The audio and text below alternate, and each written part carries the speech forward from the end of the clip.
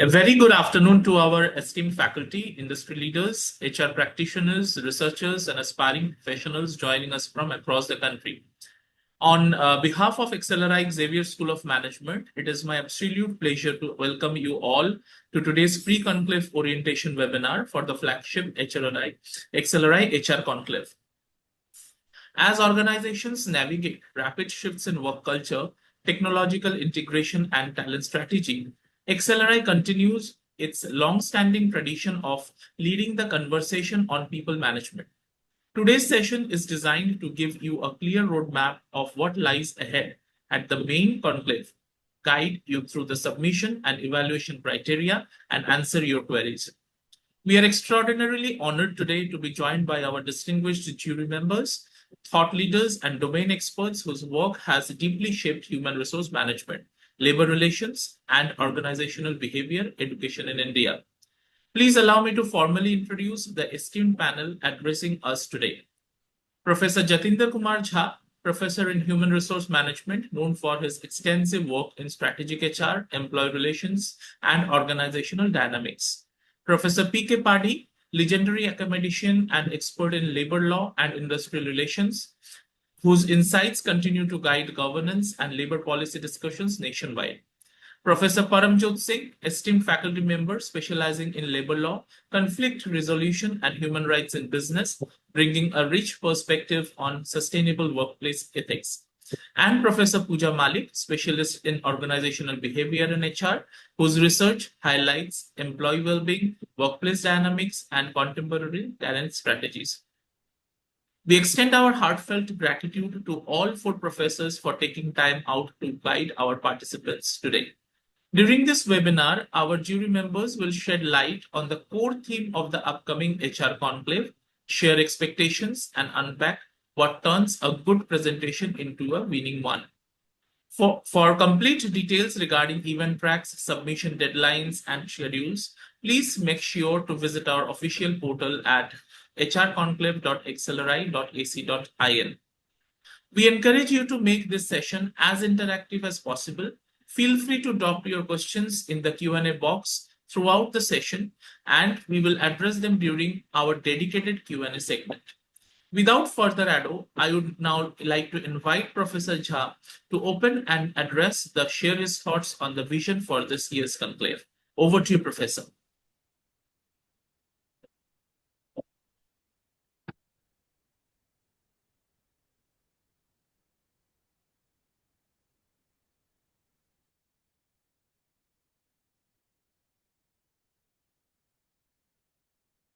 Yes, sir.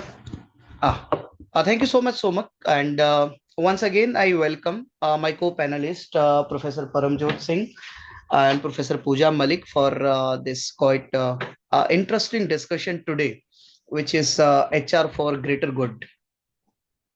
So this is the conclave, the second edition of the conclave we are organizing in XLRI Jamshedpur campus during August 31st to September 2nd, where all the organizations are coming up with their practices, and their practices will be evaluated as per the HRGG framework, HR for greater good. So before I talk about the various deadlines, requirements, evaluation criteria, so let me first introduce the concept of HR for greater good, which the XLRI team, which you can see here, Professor Pooja, Professor Param, Professor Padi, and myself, we all have put our thoughts, we discussed with lots of industries, and we came up with the framework, which is HR for greater good. So I request Ram to share the framework so that we can start with the discussion, what is the HR for greater good.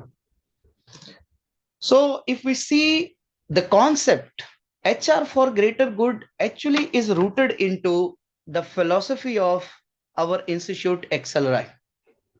XLRI stands for, it's a value education. XLRI stands for the Jesuits philosophy of magis, the pursuit of excellence with integrity.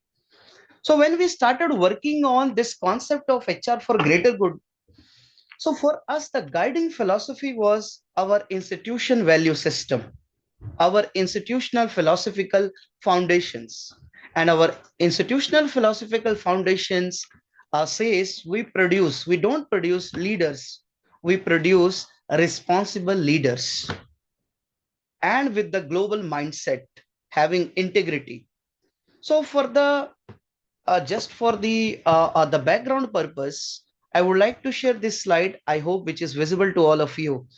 XLRI value system, where we focus more on the social consciousness of the managers, the passion for excellence that is reflected in our Magis philosophy, the creativity, innovation, the global mindset, commitment for sustainable future, ethical conduct, and integrity. So these were the value system actually that supported us to take out the values for our HR for greater good framework. And since all of you are HR professionals, when we talk about the HRM system, any HRM system, the key component in HRM system is what value guides the system design. So first we came up with the first plan. What is our guiding values? So we created a value system which can be addressed as SPICE. So HR for greater good framework is standing on SPICE value system, where S stands for socially responsible and inclusive work practices, performance driven excellence in all your endeavors, innovation and global mindset of the workforce, environmentally conscious workforce, ethical and governance driven HRM framework. So these 5 values which we have named as SPICE. So SPICE is the foundation of HRM system.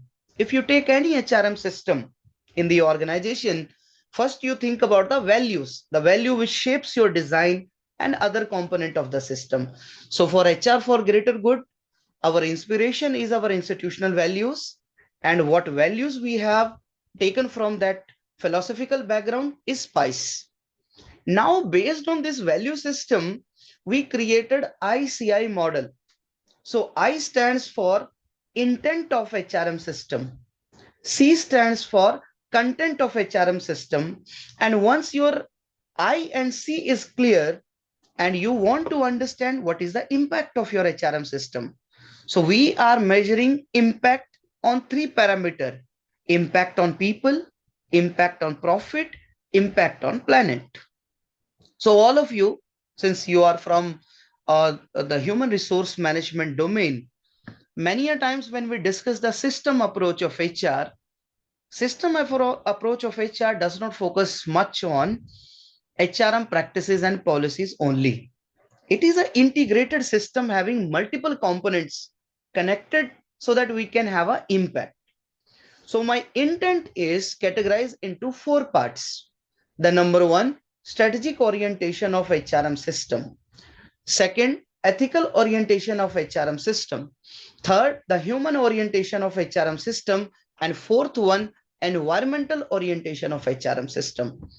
We have seen n number of HRM system which is followed in various organizations across the sectors. And these days, people very commonly and very often I have seen the CHROs talking with lots of pride by saying, we are very strategic in nature. We have very much focus on the strategic aspects of the business. Then I ask them, what do you mean by the strategic aspects of HR? Then they say, we focus more how we can contribute into the profit.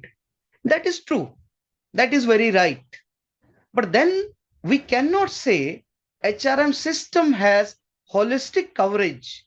Holistic coverage means you need to focus on 3 parameters: the people, the profit, the planet. So then I asked the second question to the CHR, okay, so can we have the impact beyond profit? Then many a time they struggle, and many a time they have their own way of justifying their all practices. And this is how HRM system, instead of having 4 purposes, 4 purpose, strategic, ethical, human, environmental, they end up focusing on the strategic aspect of HR. You and even now, if I ask randomly to all the participants, our dear audience which is there, that what do you mean by what competencies are required to become CHRO? And I'm pretty sure, and many of them will say the strategic mindset, which is true, but that is one of the component, one of the focus, one of the intents, one of the purposes. And therefore, the Center of HR Research and Studies, which is basically a consulting group and center of XLRI, we started talking to the industries, and we started questioning their HRM practices and system. Being the oldest B school and the pioneer of HR education in India and world, it is very important for us also to understand how to guide the industry and policy makers what is the way forward and where HR should go and where HR should target. Can we say that strategic orientation of HR is enough to have a sustainable a work system in the industry? Answer is certainly no. COVID has already tested us, where most of the organizations suddenly realized it is not profit, it is also people. They came up with the hybrid work system. They came up with the various designation which they strategically introduced is called welfare officers. They introduced many practices that was aimed towards employee health and well-being. So which means that crisis forced the CHROs and the organization, whether you have a sustainable system or not, are you able to fulfill the needs of all the stakeholders? Are you meeting the multiple goals of HRM system? Answer is no. Answer is no. So therefore, this Center of HR Research and at XLRI, we started conversation with the industries, how we can develop a holistic framework. So in 2024, with the help of 13 to 15 public sector units, we targeted only public sector units. We invited them in XLRI during August month, and we have a conclave on HR for greater good. Then we had a deep conversation from policymakers, from the industries, their practices. We debated for 2 days, and then we came up with this framework, HR for greater good. Now in the second edition, we are trying to have further refinement and measurement of this framework so that this framework can guide the HR policies and design across the industry, which can help the HR managers and CHROs. So that is the overall agenda. So what we are going to do is, on the regular basis, we are going to connect not only during the conclave, post conclave also, to understand where you are struggling, to have what you call the problems with regards to design of the HRM system. So let me briefly share what should be the content of HRM system, which we have come up for HR for greater good, is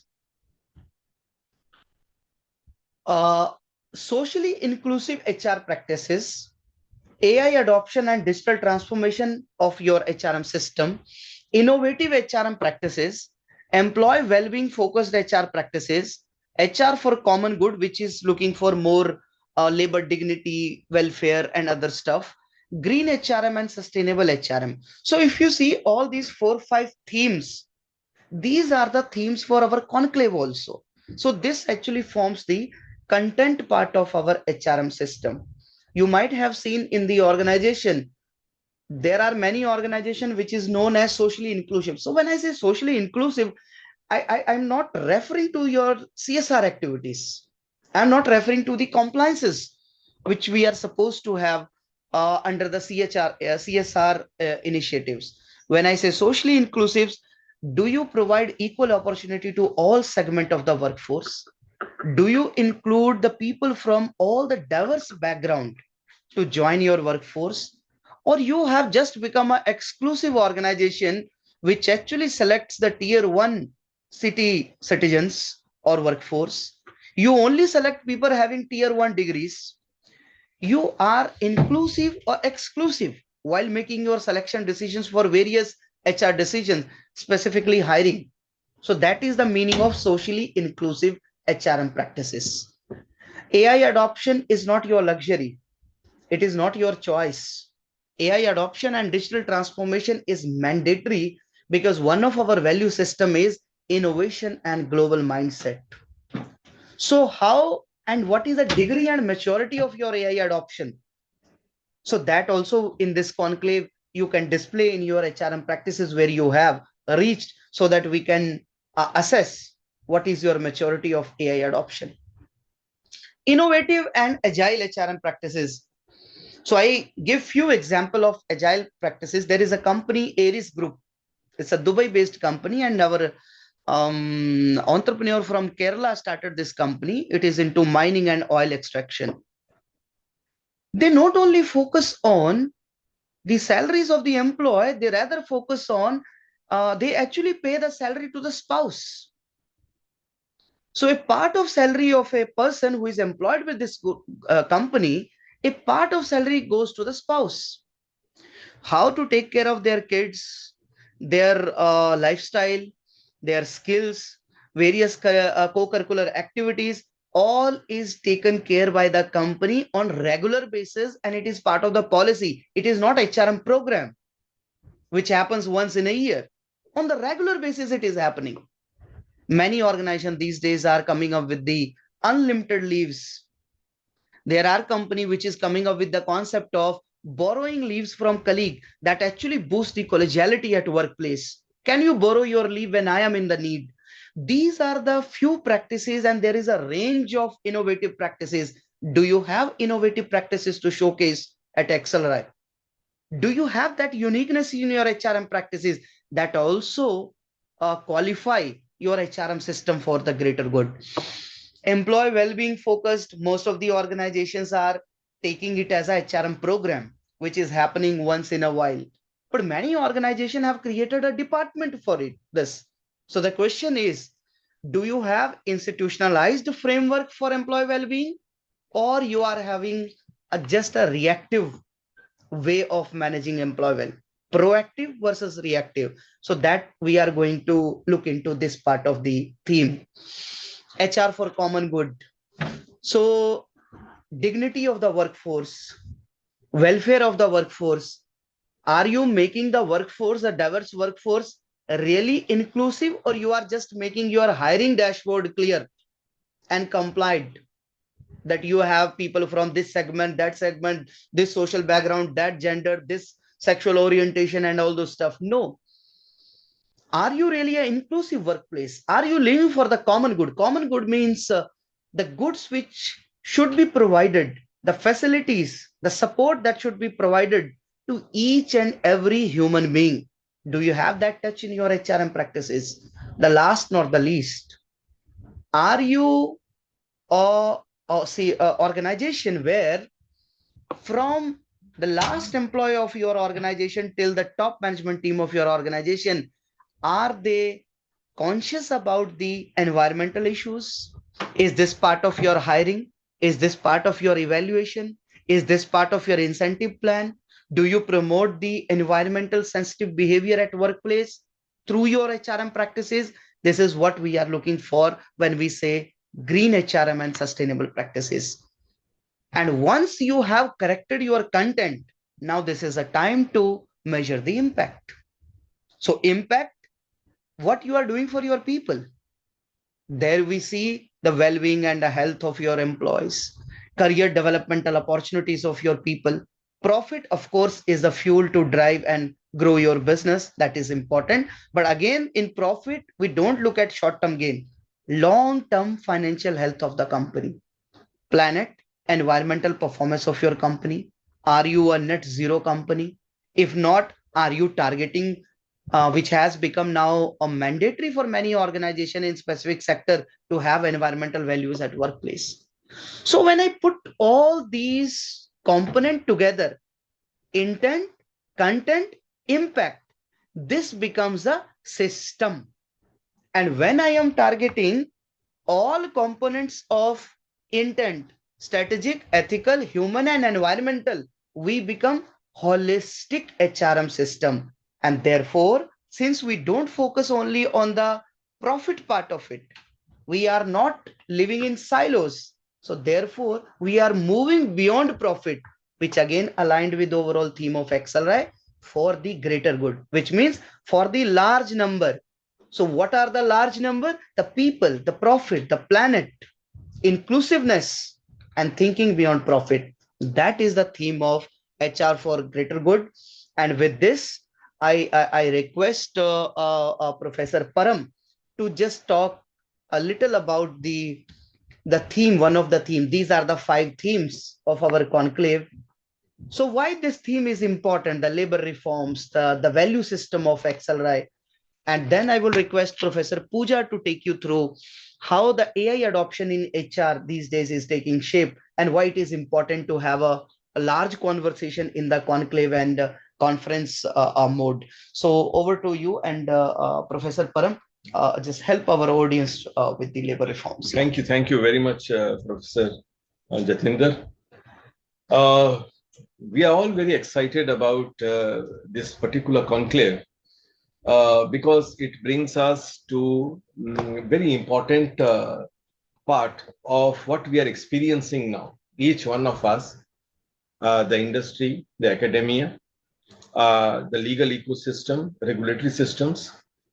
So, and it's happening very fast. It's happening very fast and it's happening very quick. The impact is overwhelming.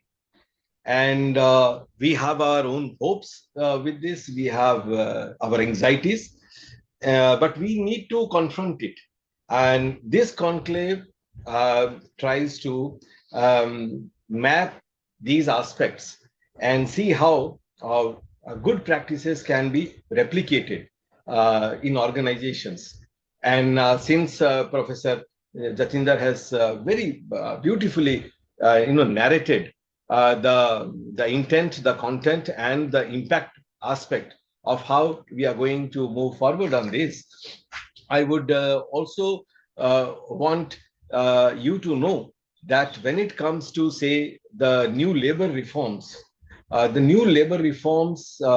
again confronts the first part is that you are experiencing the new labor reforms.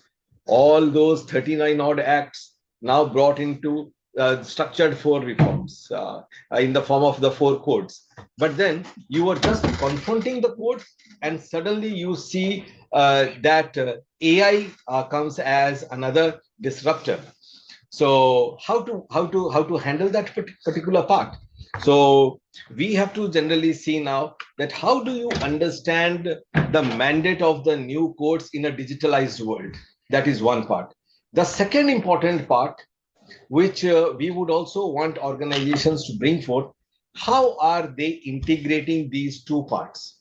The newness that's causing these disruptions, how are they just bringing these 2 parts? One is understanding the codes, implementing the codes in the digitalized world, and how to generally have safeguards put in place. We all know that today, as we confront not only these 4 codes, but other parts of the HR functions, we are also confronted with an overwhelming presence of AI. And that has also caused, as you know, the black box problem. So how to fix the black box problem in AI integration into HR practices? So that is another aspect. But I am also more bothered about this, which organizations are experiencing, and that is linked to data privacy. We all know that today we are not into the traditional modes. Here, the moment technology comes in, the use of technology comes into these systems, then the system sometimes can churn out impacts which can cause problems for the companies, for the organization in terms of the regulatory regimes, the compliances. How do you handle that particular part? And that really is creating the anxiety. So here, when you say data privacy, today, you need to generally secure the data. Every organization becomes a data fiduciary. And this is a legal requirement. And how organizations are confronting with this? So that is another part that we are looking into as far as this particular conference is concerned. Now, integration, redesigning the workplace, like rather than replacing, redesigning the workplace with these integrations, and then to secure this with what is being brought in to by the regulatory regime. So how organizations are confronting that, that is another thing which we would certainly be looking at and learning from each other.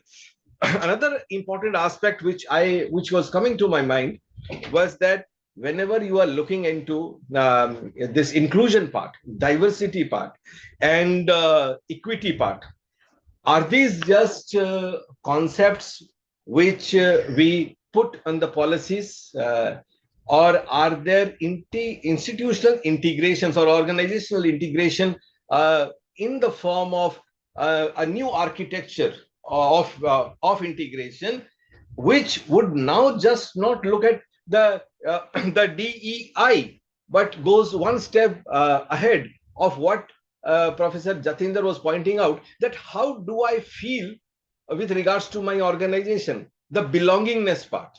So do I feel that I belong to this? And what are organizations doing to generally see that the workplace architecture is designed in such a manner that the employee feels a sense of belongingness? So that is one part. Now, that is where we would also want organizations to come up and tell us what new things they are doing there, so that those templates can be replicated. And this becomes a kind of a platform where you exchange these thoughts. The hiring, retention, performance, and workforce planning that is also experiencing new disruptions with regards to AI integration. I think Professor Pooja will certainly be able to speak on that particular aspect.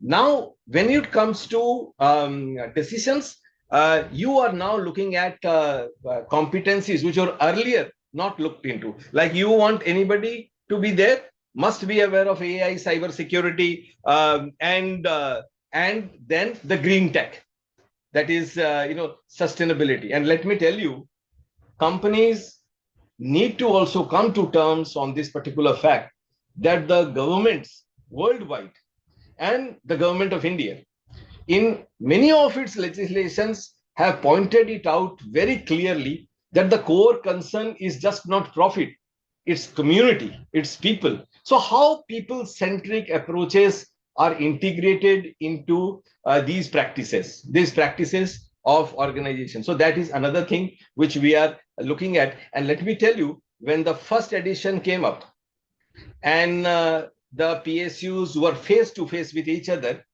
that was a great learning for them, because they were doing things, and they were doing things in silos, and they were not exchanging this. And then they found out that, well, they were really innovating on certain parts, and I think others got an opportunity to learn from that. And I hope that they have learned well and implemented well, and we will be hearing more from them this time. But this time also brings in the private into that. So this is going to be the private vis-a-vis the PSUs, and let us see how both these parts are bringing out these good practices. This has not been very new to us. For an organization like XLRI, as you know, the oldest business school and the oldest school which was working for industrial relations, which were working for labor reforms, and which has been at the core of the HR activity in Asia. So if you look at those, so those traditions have strengthened certain values, and Professor Jatinder had beautifully shown you the match between our institutional values and the conclave requirements. And therefore, let me also tell you that this comes from a concept which we celebrate in XLRI, and as a celebration of something called Rerum Novarum. And if I have to tell you what is Rerum Novarum, it is to do with something new. But this was for the first time talked in 1891 by Pope Leo the 13th, when he talked about the balance between the labor on one side and the organization on the other. I think this is the philosophy that we are also following, and it has been integrated into our values, and the values has been so very beautifully meshed. So we hope that this conclave is going to give a great opportunity to all of you to learn and to replicate, and I'm very excited about it. Looking forward to your participation and presence in the conclave. Thank you very much, all of you. So I would request now Professor Pooja Malik to just take us through the how this artificial intelligence and adoption of AI in HRM system has become very important for the organization, and what we are expecting from the participants who are going to participate and present their presentation on this. So over to my colleague, Professor Pooja. Okay, so first of all, thank you, Professor Jha, and much has been already covered by Professor Jha and Professor Param. So now, before touching upon these novel themes that we will be covering in the conclave, I want to, touch upon that why this conclave would be really important for you. So the first thing is, as you can see, even on the screen too, we have tried to pick upon the novel themes which are emerging. All the industries are in the adoption stage, be it AI, be it sustainable HR practices, be it the concept of total reward management, or addressing the well-being of its employees.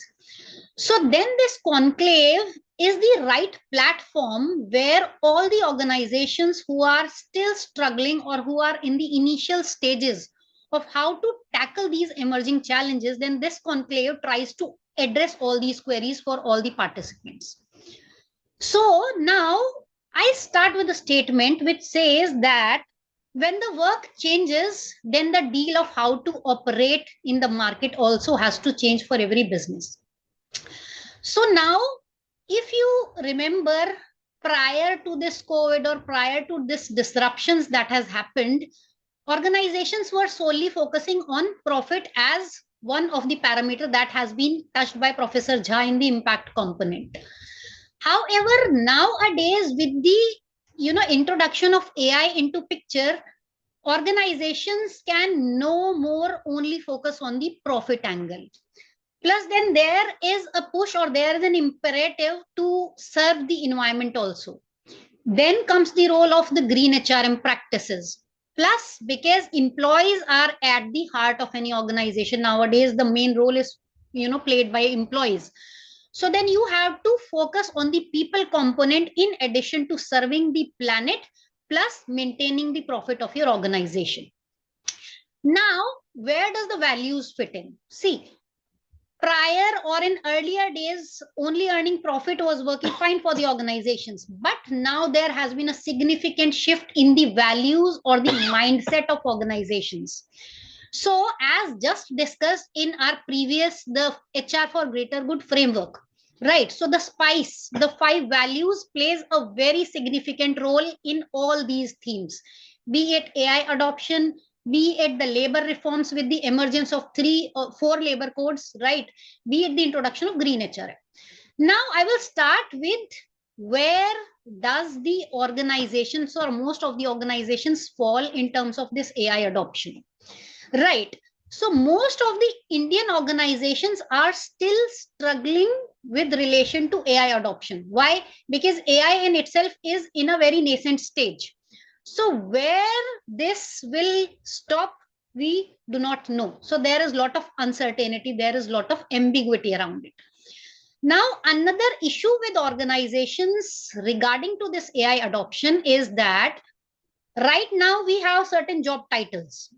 And there is a lot of discussion going on that whether this AI adoption is going to eradicate this particular job or not, which is a wrong approach, clearly.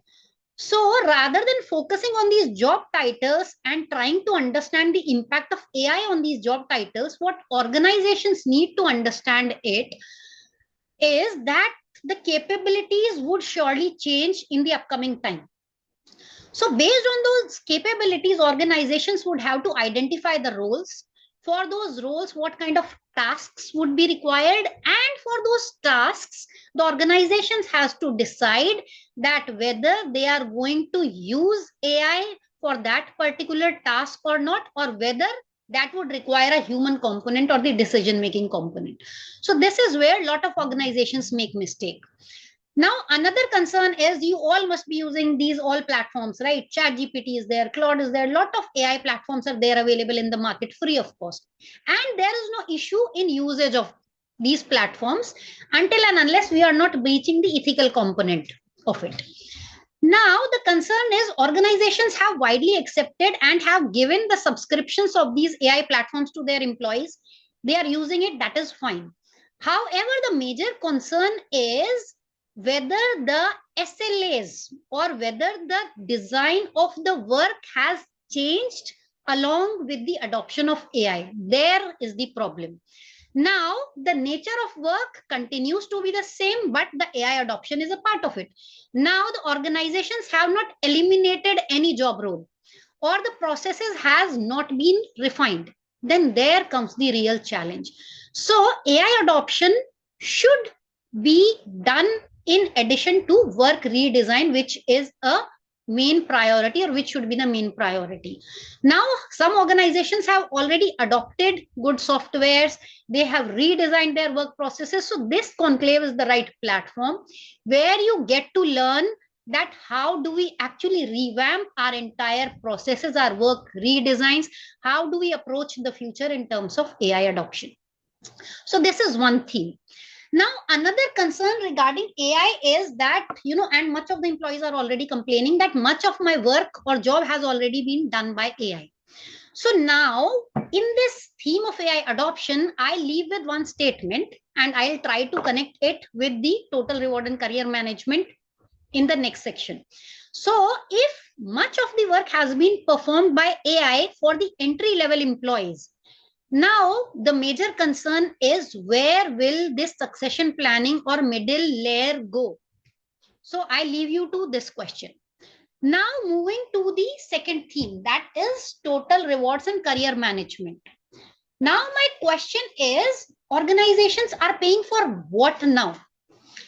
Since much of the work is already being done by AI, right?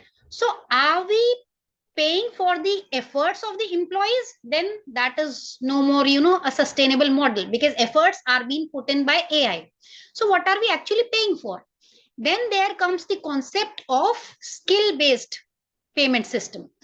Now, in theory, it looks very good that based on the skills of the employees, we will pay the employees. However, it becomes really tricky for the organizations how to capture these skills. How do I measure these capabilities? How do I club these capabilities together? And how do I design my total reward management around these capabilities? So this is the challenge in terms of total reward management that most of the organizations are facing. Now, initially rewards was very much a part of budgeting system. So organizations were, using budgets, accounting, and were only mapping how much salary we are paying to who. But since with this advent of AI, the capabilities will entirely revamp. So this total reward has to go hand in hand with how we are paying and why are we paying. So these two questions are very important for any organization to answer. Now moving to the third component, that is the well-being component, right? So now well-being, it does not operate in isolation. Some of the organizations, what they are doing, they will perform certain activities, they will call them as engagement initiatives, and employees will say, okay, HR has conducted some activities, whether employees are engaged or not. Organizations will try to capture that through certain pulse surveys. However, that is a wrong approach. Why? If there is a very famous framework that is known as a JDR or job demand resource framework, it says if the demands on an employee are going to increase, that means the employee will experience burnout. So it is the duty of organizations to enhance the resources. However, how do I enhance the resources? So again, see, the question is, there is a risk that is known as intensification risk. What is that risk? So that means if all the job roles are done by AI, so then the role part is done or covered by AI. But the expectations from the employees increases from the employer perspective. So if that expectations increase, that as an employee, I am under humongous pressure to meet those expectations. That is an intensification risk. So rather than reducing this, well-being component, what AI is doing, it is adding to the demand component of employees. Then more than ever, employees today are experiencing extreme burnout. So now again, as I suggested back in AI adoption is never a challenge. Adopting any practice is never a challenge. Let's say, top organizations, be it, Amazon, be it Google, they must be doing certain things to address the well-being of their employees. However, you cannot just imitate any practice from any organization. That is not going to serve your purpose. And this is where the 5 values come into picture. Every organization will have different values. Looking at those values, you have to design the content of your own organization. This is where this conclave will come handy. It will help you understand what are specific problems that your organization faces and how do you design that content, and through that content, how do you create an impact. So this conclave is the right platform to address all these queries. Lastly, talking about career management. Hello, Bhaiya. So every organization knows that in terms of career management, everybody earlier was talking about, the career ladders. You have to climb the career ladders. However, with this Gen Z entering and this multiple cohorts operating together, the retention or the turnover is a bigger problem. Everybody knows that. However, then the approach is wrong. Organizations trying to retain employees is a complete wrong approach. So there has to be an accountable model where all the parties are involved all together in building a sustainable future. That means what? So as an employer, employers are doing what? They are creating the opportunities of jobs for employees. That is their duty. Now, as an employee, your duty is to take ownership, to put the efforts and perform your jobs to the best of your capability. Then the role of managers is they should act as sponsors, they should act as mentors, and they should tell the employees what is not be within the same organization, but what is the right career trajectory for any employee. So our approach of looking at things in silos should change. We should start looking at things in integration. Nothing is operating in silos. For instance, if you solely focus on paying high salary to your employees, then there are these gig platforms, platform workers operating, organizations are using these platforms, but even government realized that this is not going to serve in the long run. That is why these 4 labor codes emerged, and this is where they changed and they challenged and said that no, paying equivalent salaries, gratuity to even these platform workers is important for the organizations.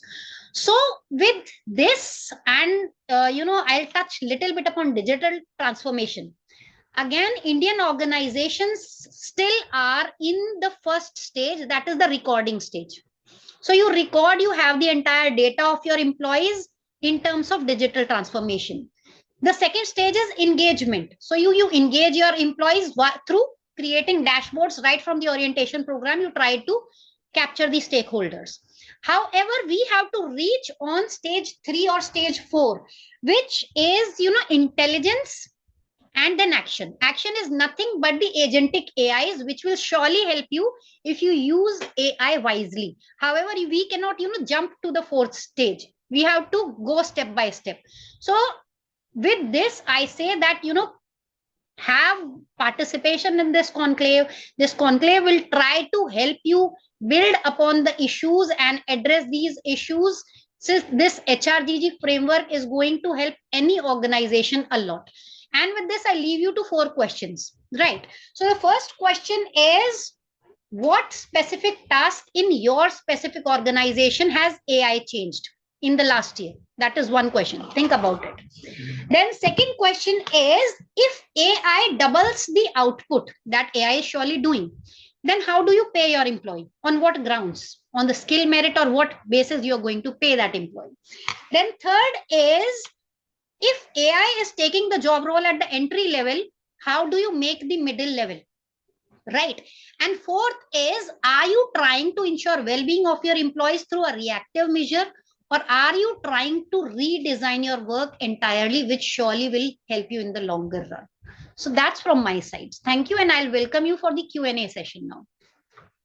Thank you, Professor Pooja, Professor Param, for the insightful explanation of the theme and how these themes are interconnected. So with this, I think we can take few questions given the time constraint. The Somak, I request you to allow our participant to share their questions so we can take some of them, or Surely, this is and we the... do. Yes. So before we take the question, just I would like to give this glimpse of the what we have for the conclave schedule. It is a 3-day conclave, August 31st to September 2. You can register your organization, and there is a registration fees where 3 people can come with the single registration, that is 35,000 plus a GST for organization. Your stay and everything is from XLRI, and you are supposed to give the presentation of 15 minute 15, whatever are your what you say HRM practices, best HRM practices under each of these themes, that will be evaluated by our team of experts, and then finally we will recognize your practices and award you accordingly. So 3 days come together. Let's create a discussion forum where we can discuss the emerging issues in HR. And for further details, point of contact details, Somak is there, and Ashish from XLRI is there as a PR and branding head. So Somak, we can take few questions, and I just display this slide for the reference point, and we can carry on with our questions. Surely. Before we move, like we have. I think Sumak, I think Pankaj was wanting to ask something. If Pankaj has any question, Pankaj. With the participants to raise your hand, and Okay. like you can ask the queries. In case if you have any, you can let us know. Yeah, else, Somak, you have received some queries which you can also Yes, prompt. exactly. Yeah. So, Professor, we have, while like interacting with the people and industries about this conclave, we have come across few questions. So, if I ask you and you can give an answer to it, then it will be easier for all of them. And because like we will be reaching out to people who couldn't make it to participate today, so they will also have these queries answered, right? So, we have one question on the 4P evaluation framework. So that is like they have asked, like the evaluation framework is perception of policy, the actual policy presentation and panel evaluation, right? So how do you reconcile situations where employee perception of a policy differs significantly from what the formal policy document states? Which one will be carrying the more weightage? So that is what a part.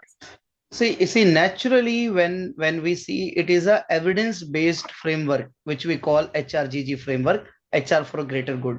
If you see the component impact will only come if your content and intent are aligned. Your intent is your policy, correct? Content or how you are implementing the intent through practices. So if practice and perception, what you present and what your policy is, if it is not aligned, intent won't be there.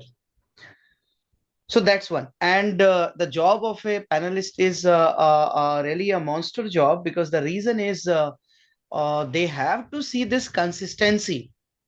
Unless the consistency is not there, then presenting those policies which has no impact, it is not aligned with the HRGG framework.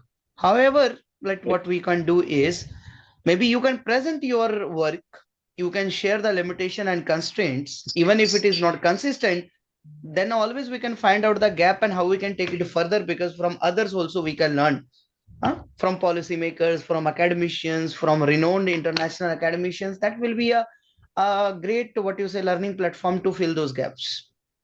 Right. That is the whole purpose. Yeah. Okay.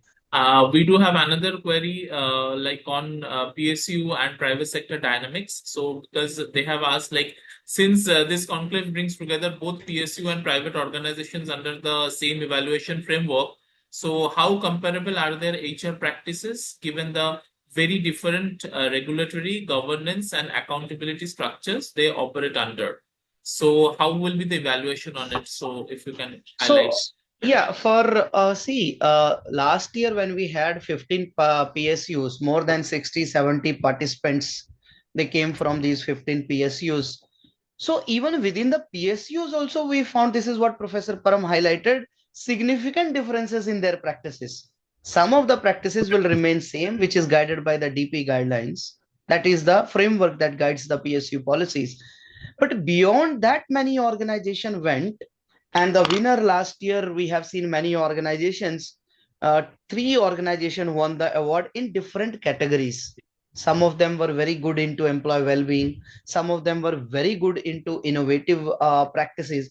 But those were beyond DP guidelines. So why this year we are bringing private? Because we want to learn PSU from private and private sector from PSUs. There are certain aspects where PSUs are very strong in terms of the social inclusion, in terms of creating engaging workforce for life through full-time employment and lifetime employment. There are so many things. So we want them to share with each other, co-create a good HR-GG framework at their workplace, and let's implement HR for greater good framework in all the organization. It should be part of our dashboard. So not today, maybe after 5 years, 10 years, we can create this type of system. Correct. This will add lots of value. We are not comparing private and public.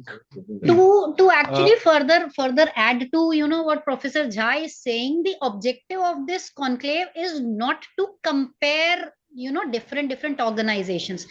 Our objective is to see whether the actual practice is well aligned with the perception of the employee. Is there a perfect sync, perfect alignment? That means what you say is what you preach.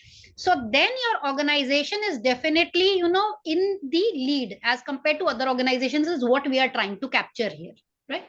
Another important aspect, as you pointed out, Somak, was because the regulatory parameters applicable to the private sector and to the PSUs is very different. But the future of work is PPP, and it's going, that would mean the public-private partnership. So both these parts. So how do we learn from each other so that the charge that the regulatory charge on the PSUs is much higher compared to what it is on the private sector? But then there are practices in the private sector which can be improved, taking from the public sector undertakings and the regulatory ecosystems evaluation of those actions. So these can be taken forward.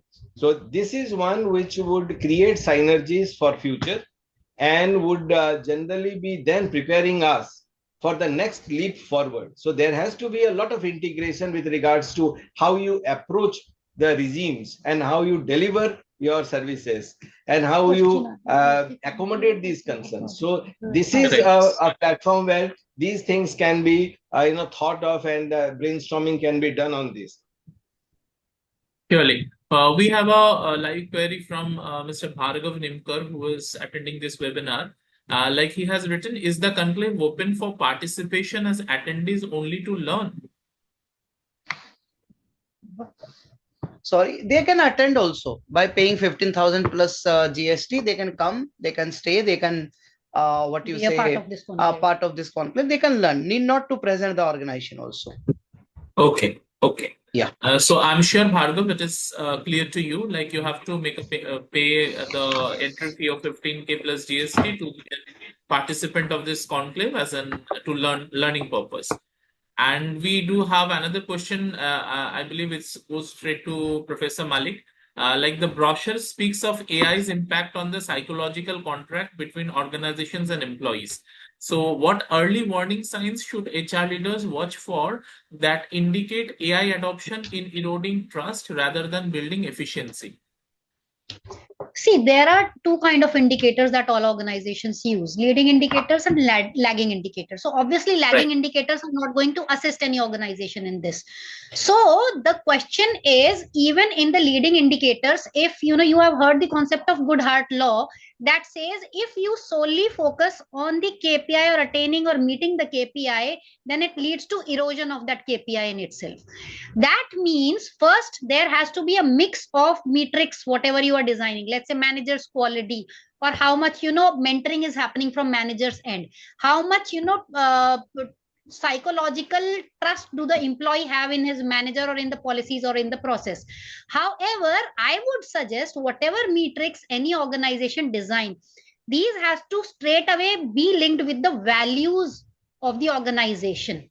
Right. If they are clearly connected, then there is hardly any chance of breach or not meeting of these metrics, is my suggestion. Okay, thank you so much. I believe this recordings will reach them, and definitely they will Yeah. have a clear impact of their queries. We have two more. I will just quick finish. So one is on the presentations measurement. Like presentations are expected to show measurable impact of HR practices. And what kind of evidence or metrics would be the jury consider credible? So that, see, there will be a Q&A session also. Once you give the presentation, the expert from their expertise, they will judge on that. Your actual Okay. policy and practices, what you are showing. We also collect data from your organization, the perception. Based on all, we come up with the conclusion, okay, whether it exists or not. Yeah. Okay. And one last question, which I find is very good on the outcome of such kind of an HR conclave, is like beyond the awards and recognition on the day 3, is there a mechanism to track whether winning practices are actually adopted or scaled by the Yes. other participating organizations after the conclave? Yes. Yes. So that Yeah, is the very important. social, yeah, that professional networking which we are allowing, and we have the cultural night towards the end of this, where you get together, you get to know each other, you build your HR network, and you connect with the institute also is there with the range of what you say support there, so you can avail any of them. So it is going to be a good beginning of the learning in your HR professionalism. Plus, even our capturing of data do not stop, with this conclave itself. What we will do, we have, prepared certain questionnaires, HRGG. We will from time to time approach these organizations and see whether they are actually adopting the learned practices or not is our objective, and we'll maintain a database for the same. Thank you. Right. So Thank you so much. Thank you, Pulki. Yeah. Yeah, we will just check with participants. Like if you have any further question, then we will continue this webinar, because we have already, like running out of our scheduled time. So in case if you have, you One can question definitely. was there, no, that whether a single, participation of an I organization have already They asked. can nominate. They have. They can Yes, nominate yes. to multiple. They can, Okay, fine. yes, they can always do that. And so in case if you want, you can get in touch with the contacts. So like as we conclude this insightful pre-conclave orientation webinar for the flagship XLRI HR conclave, we extend our deepest gratitude to Professor Jatinder Kumar Jha, Professor Paramjot Singh, and Professor Pooja Malik. Thank you for taking the time to share your Thank you. invaluable insights on strategic HR, labor policy, ethics, and contemporary talent strategies. Our guidance has given us immense clarity on the conclave's core theme, evaluation criteria, and expectations. And I would say a big thank you to all the HR practitioners, researchers, and aspiring professionals joining us from across the country. And your active engagement and thoughtful questions during the Q&A segment really enriched these discussions. And please visit the official portal at hrconclave.xlri.ac.in for the full details regarding the track submission deadlines and schedules of the conclave. And I would request to all of you to get in touch with us and participate as much as you can in the conclave, which for the benefit of your organization as well as for the entire channel. Thank you so much. Thank you. Thank you. Thank you. Thank you. Thank you, Pulak. Thank you. Thank you. Thank you Thank you, so sir. much. Thank you. Thank you.